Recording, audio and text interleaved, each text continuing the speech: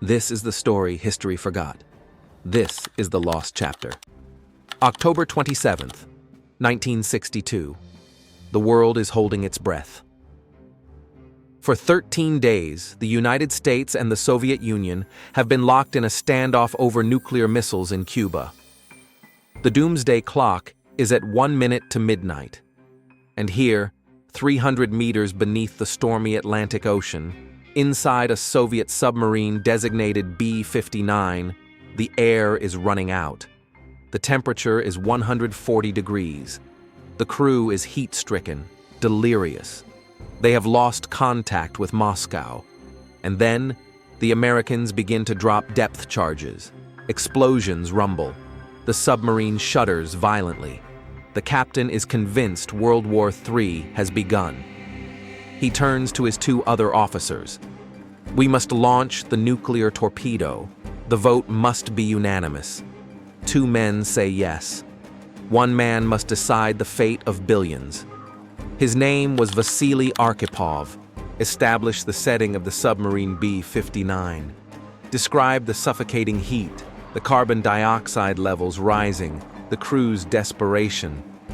Introduce Arkhipov not as a hero, but as the flotilla chief, a man respected for his cool head, who is on board almost by chance.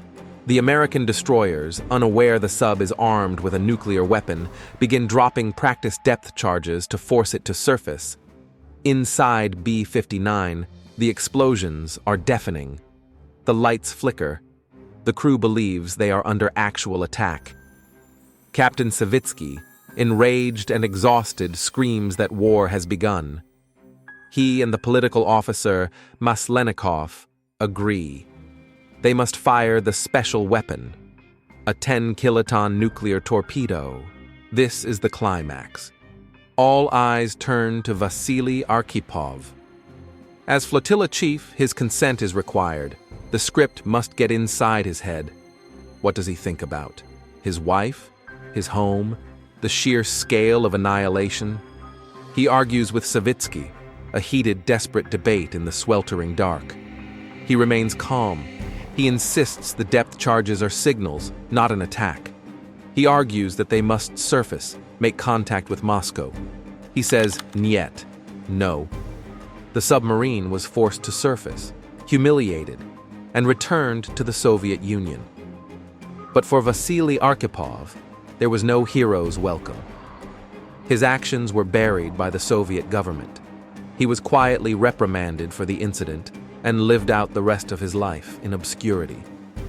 He died in 1998, a forgotten man, the world completely unaware of the nuclear catastrophe he had single-handedly prevented. It was only years later, through the accounts of other officers and declassified documents, that the truth finally emerged. The world learned just how close it had come to the brink. The weapon they were going to launch was a 10-kiloton nuclear torpedo. In the flash of that explosion and the global war that would have certainly followed, billions of lives would have been lost.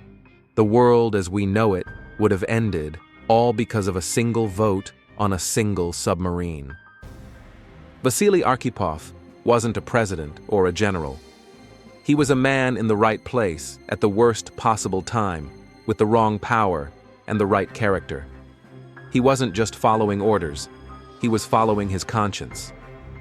In an age of automated drones and AI, his story is more relevant than ever. It is a permanent testament to the human element, to the power of one calm voice in a room full of shouting. A lost chapter that, had it ended differently, would have been the last chapter for all of us. His was the most important no in human history. Subscribe to The Lost Chapter because some stories are too important to stay lost.